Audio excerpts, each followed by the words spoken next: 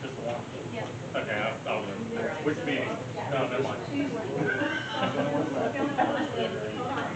It's all right, I can figure it out. Yeah, I just wanted permission. Well, I was trying.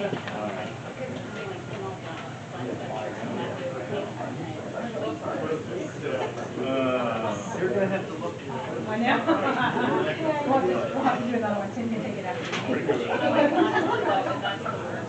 I don't know. I think your picture looks fine. Looks fine?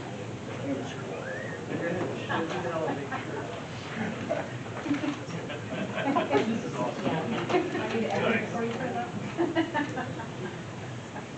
Tom, you remind me of one of the people on the Senate floor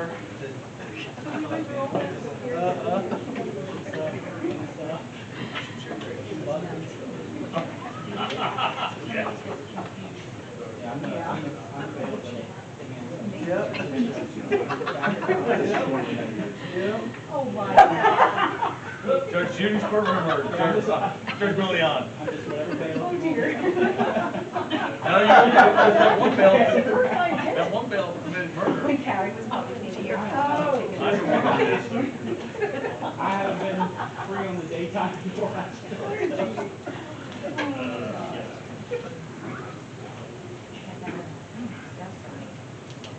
Oh gee.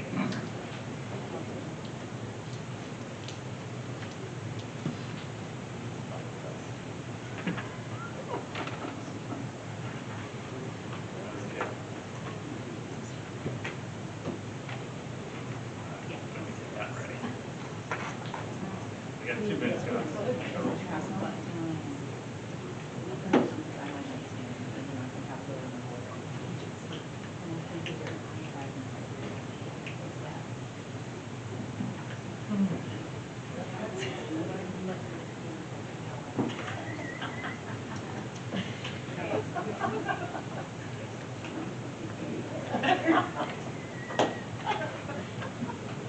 Now we know.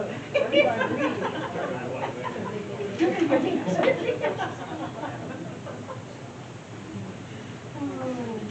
The only thing that was brought up was that if the constitution wants to naturally in the court is being played, that would be a problem.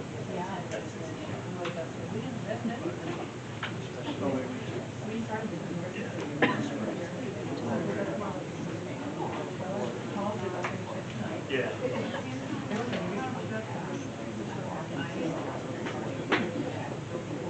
Yeah. Okay.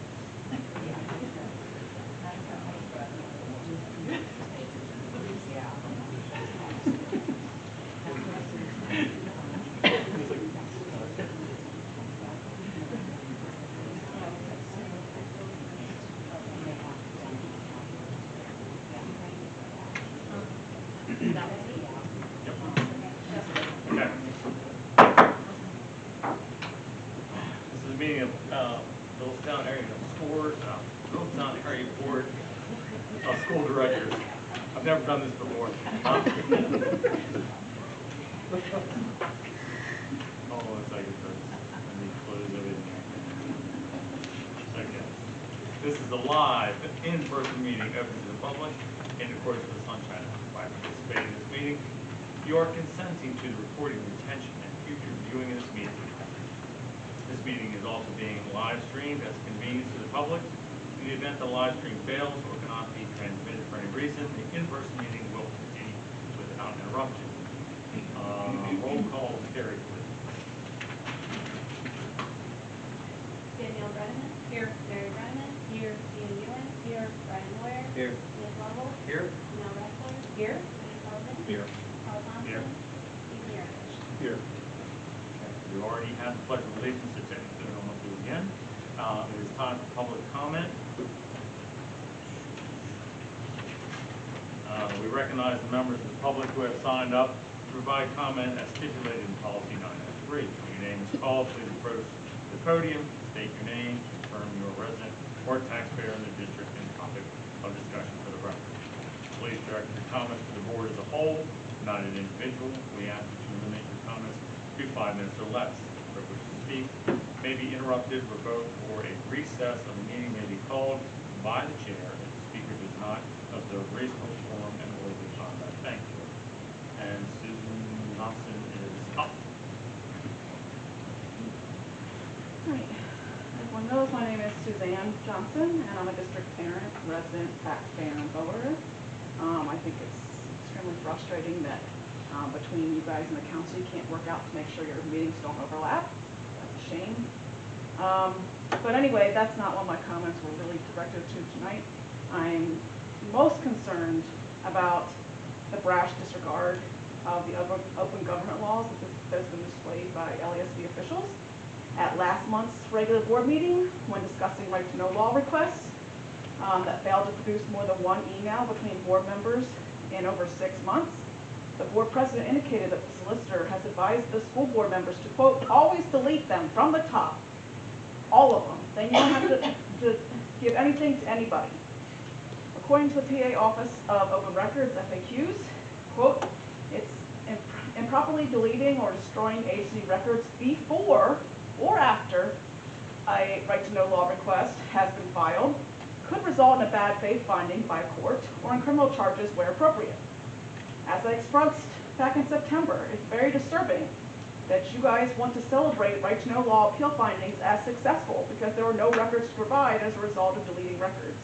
In my opinion, it isn't a win for voters if the school district's standard operating practice is to delete records in order to avoid disclosure. That isn't the intent of laws put in place to ensure open government. And why is the school district trying so hard to avoid transparency? Those that have nothing to hide, hide nothing. I find it ironic that the board plans to pass the updated policy 801 public records this month when you delete records so there isn't anything to turn over when a right to know law request is submitted. You're also looking to pass policy 830.1, data governance and storage and security. And last month you passed policy 800, records management, which both refer to a record management plan. I don't know what's in that plan, but it's supposed to include a records retention schedule. So I don't know, is there a record retention schedule for emails that you aren't following because you just delete them from the top? What is the backup and recovery plan for emails if you're just deleting them? What is the backup and recovery plan to protect against unintentional or intentional data loss as a result of deleting emails? Now to turn to additional spending being requested this month for the high school, middle school facility grant. The district is getting $500,000 from the grant, but is also requesting an additional $2.9 million from capital reserve to replace the 1990s windows, the blue gym HVAC, and ground floor HVAC and pneumatic system upgrades. I get the 1990 windows and blue gym HVAC. Those are alternates that were cut from the building project last year due to funding concerns. However, the ground floor HVAC and pneumatic system upgrades weren't a high enough priority to be even considered a project alternate last year. So I'm not sure why it's such a priority this year to spend over $1.25 million on that now. And what was cut from the scope of those basement projects to reduce the estimate by over $1 million? For the ACES facility grant, the district got another $500,000, but is requesting another $1.5 million from capital reserves to replace the ACES HVAC systems, but you've decided to defer, looks like, roof coating as part of the project for now to reduce spending. So when would that coating need to be done? Last month, you opted to transfer $3.2 million of the taxpayers' money that was surplus from last year's budget to capital reserves, and none of it to the ACTI building project, which all of you agree is an important investment. Keep in mind that for each $500,000 that you spend on capital projects, that's the equivalent of one annual ACTI building project payment, given the expectation that we will be responsible for $10 million over 20 years. Are each of these additional capital projects being requested that total $3.4 million worth of projects nearly, which would be the equivalent of nearly 7 years worth of ACTI investment. Is that really the best use of money? Could that money have been used, the money that was already collected, been used for ACTI instead of asking for tax increases and new tax revenue to cover at least part of the $10 million project that's upcoming? Thank you.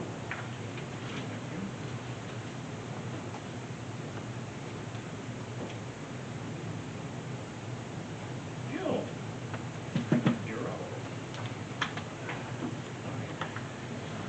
I apologize, I'm gonna turn my back to Coach. Sorry, Gil. Pardon me?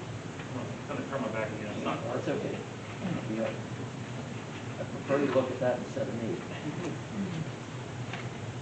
There's our statistics that we do every month. We are on target for the 17th right now. The completion date, phase 1, phase 2, and phase 3 completion dates haven't changed. I'm not sure if they will or not. I'm going to hope that they don't. Contract duration is still 26 months, and right now we're in month 15.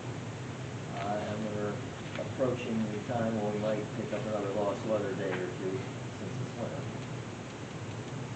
And tonight we're probably going to be mostly in this area, talking about what's going on in this area, since that's the first area that's going to be turned over. Go ahead, Dave. Okay, so we have the boiler room piping and wiring is basically complete. Startup and testing of the boilers has been completed, the new boilers. Gas regulators are installed. The gas supply line, the new line is complete. It's been certified by Columbia Gas.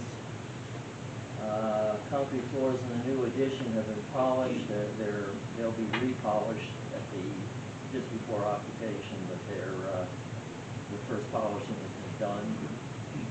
Window frames and glass are probably 90%. When I wrote this, it was last week. They're probably a little bit more than that right now. We're just about totally glassed in. The new stairs, the main stairs in the athletic lobby up to the first floor have been poured and polished. Exterior doors and glass are pretty well all completed now, but let's hold it at that. New sidewalks, about 90% completed. They just finished pouring some here at the end of last week. The new front entrance and bus loop has been installed. The base coat of concrete has been, asphalt has been completed. The new parking lot in the front has the base and the finished coat of asphalt on it, and it's been lined. Flagpole has been installed. The stairs around the flagpole are in. Plumbing rough-ins in that building C are completed, with very few exceptions. Ductwork, reading coils, and classroom drops for the air conditioning are about 90% complete. First floor is pretty well all completed. The second floor is probably 2/3 completed. Phase 1 rooftop air handlers are all installed and piped. Sprinkler piping are about 90% complete. They're finishing up on the second floor now. Main electrical service is completed and ready for Med Ed to install the primary transformer. They installed the pole today, and the transformer will be in by the end of the week. So that eliminates that situation that we had. New electrical room and the new gear on the inside is completed. They're doing some final wiring. And ECI will be putting up the concrete wall around that new electric room to separate it from what used to be the graphic arts area. Painting is continuing on all floors. Casework installation has begun on the first floor. The office areas, the nurses area, and some of the classrooms are getting casework, and the science room is getting some casework in. Issues resolved. Well, the gas regulators installed, gas lines complete. Med Ed, that's actually changed. Med Ed is now working on the primary transformer installation. Right now, we don't have any issues outstanding, which is good. Costs have progressed, as you can see there. Original project cost, net change by change orders is up to, well, my allergies are really doing well today. What is that, 298,000? 96. 86. 96. Thanks. 96. That still represents less than 1%. Change orders typically run 3 to 5, so we're doing pretty good there. Pay apps and approved to date, you can see that number there. A little bit more than halfway through. Okay, project photos. That is the top of what I like to call the grand staircase from the athletic lobby up. They've since painted that wall on your right and the left. It's looking pretty decent right now. Next slide. There's the first coat of paint on it. That line that you see right here is actually a return that, for some reason, the architect put in to match the old building wall. The old building wall comes in on one side there, on the left. Next slide. That's your multi-purpose room. The soundboards are up. The ductwork has been raised to get the fabric duct into the space between the joists. That room is about as far along as it's going to be for right now. I believe we're planning on using that for some temporary furniture storage as they move the new furniture into the building prior to the new floor going down in there. Next slide. That's the team rooms in the lower level. The new lockers going into the team rooms. Next slide. That's your cardio weight area. This is the ductwork, the spiral duct that's in there. It's basically a large open area. There's no ceiling in there. It's just a painted ceiling with the duct and the lights hanging. Next slide, please. That's the tile work at the top of the main stairs.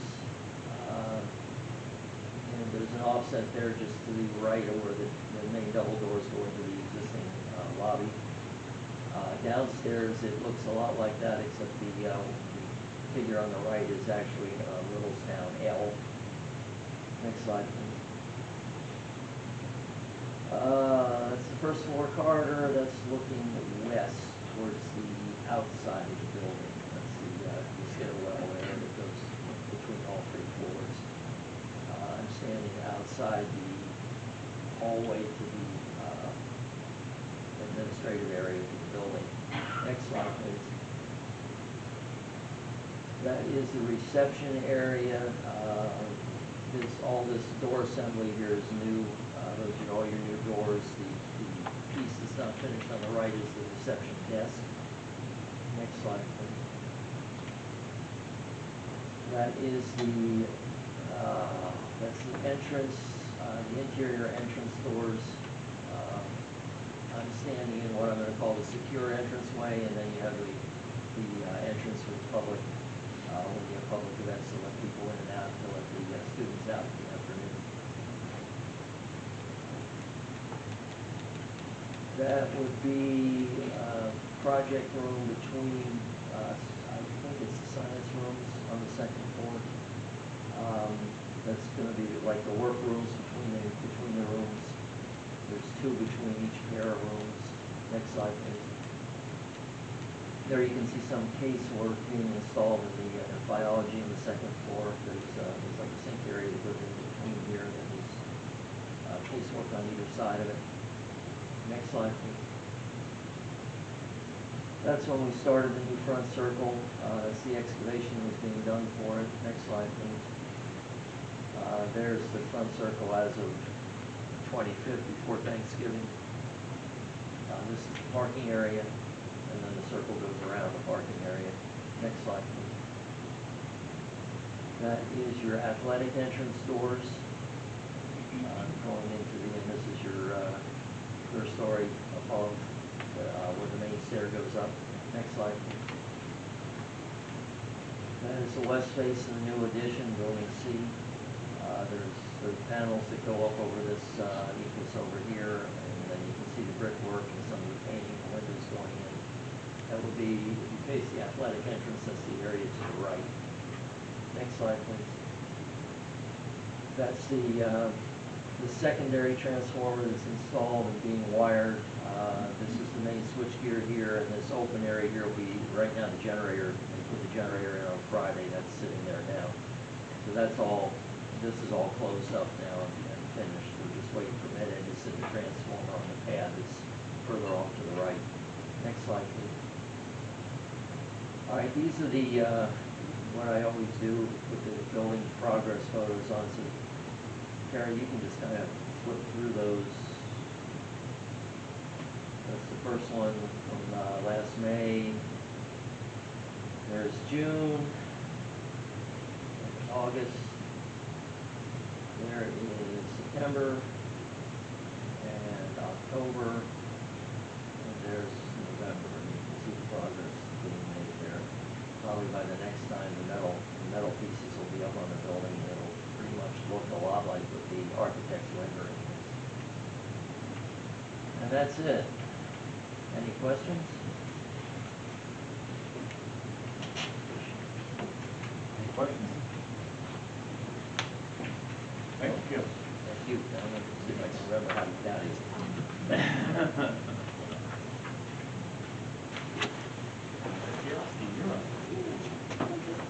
Little things, so obviously, you know, before the holidays, we have conferences, and so, usually that time, after the conferences, winds up being a busier time for my department, because we have a lot of parents requesting testing. Yep. You know, evaluation, education testing for their child. So when that happens, our school psychologist, either Gabby or Tom, depending on what building it is, calls parents, talks to them, asks them what their concerns are, and then we explain to them the process of getting educational testing. You know, we ask questions, and we'll talk with the building principals as the student has some kind of intervention in the classroom, reading or math intervention, behavioral concerns, and we just talk to parents about that process, and then we get some questions there, and then we decide if we're going to move forward with testing or not. So it's all individualized depending on the concern of the student, so that's usually how that process works. So after conferences picks up a lot for my department. The other thing that happens in December, which is a happy month for me, it allows me the opportunity to go out to visit our students that are out in other classrooms, after-school classrooms, life-skills classrooms, students at Franklin Learning Center, and they do holiday programs, so I get to see them in a different light, see them singing, dancing, whatever, and you know, happy, excited, and it's just a wonderful thing to see our students out doing those kinds of things. So December makes my heart happy, and I get to do that. Any questions? Any other questions about the council?